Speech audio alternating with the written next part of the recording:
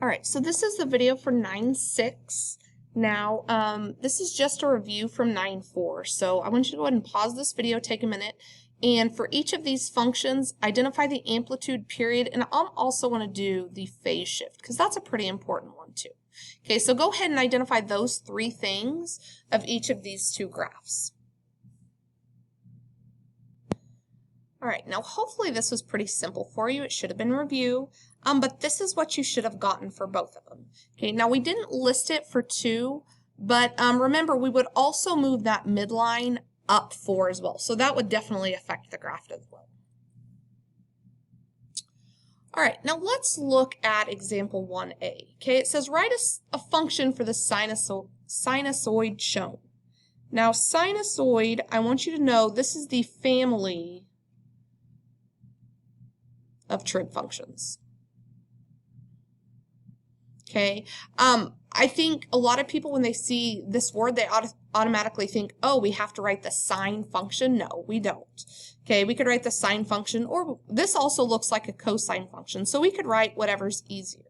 Okay, in fact, for me, this one looks easier to write the cosine because I'm given the top point. Now remember, the parent cosine function looks like this, right? It starts at the top, it goes down and then back up. That would be 1 period.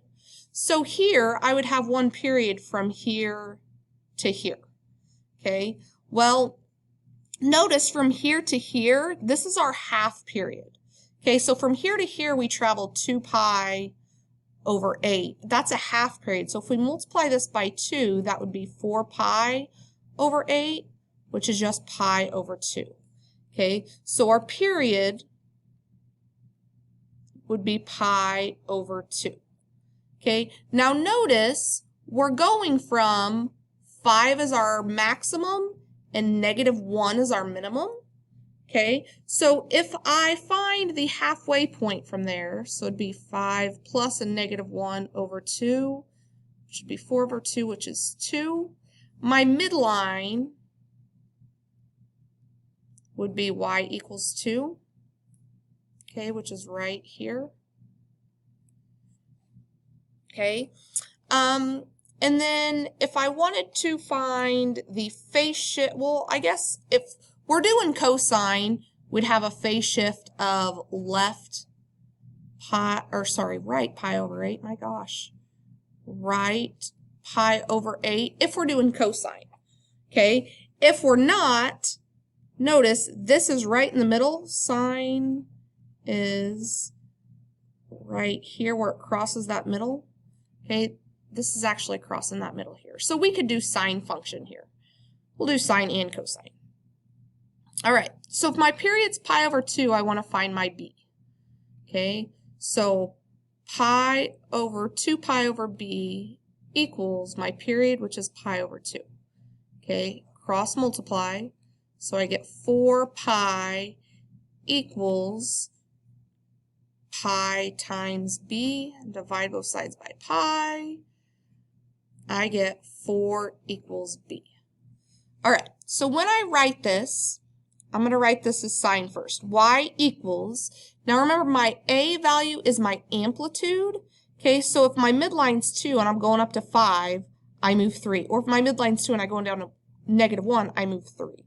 So my amplitude is 3, and I said we're going to do sine first. So 3 sine, my b is 4, and then I don't have a phase shift if we do pi, so I don't need parentheses. So 4, I'm just going to put x, and my midline is y equals 2.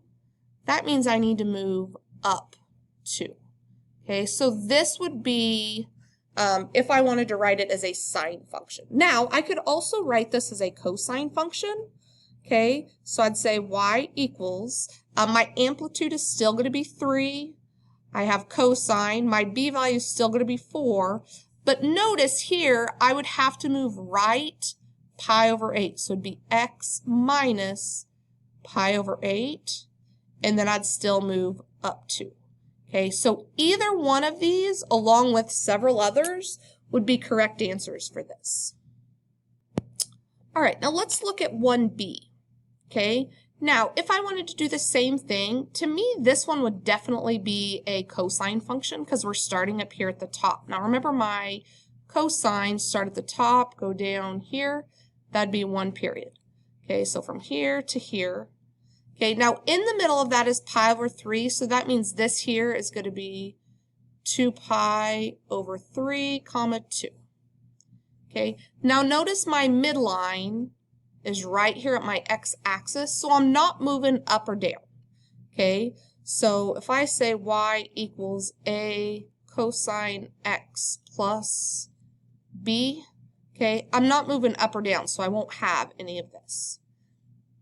Okay, now my amplitude, I'm going 2 above and 2 below, so my amplitude is going to be 2 cosine of, now my period, I am going to have a b because my period is not 2 pi. My period is 2 pi over 3. Okay, so to find my b, I know I can find b by 2 pi over b is going to equal my period. Okay, and I can very quickly look to see that my b is equal to 3. So it'll be 2 cosine of 3. As long as I do cosine, I don't have a phase shift, so just 3x. This would be my answer here. You could also write this as a sine function. You could also write this as both sine and cosine with various phase shifts. So there's, you know, an infinite number of ways you can write this, but this one's by far the easiest. All right, if you feel like you need some extra practice or would benefit you to get some extra practice, please try this monitoring progress on your own. Go ahead and pause this video, try this monitoring progress on your own, and then I'll show you the answers for it. All right, so right here, I have listed both my sine or my cosine functions. Okay, these are the most basic ones. Obviously, you could have done these an infinite number of ways with other phase shifts, or even reflections and phase shifts, but these would be your 2 most common. So hopefully you got one of these 2 things.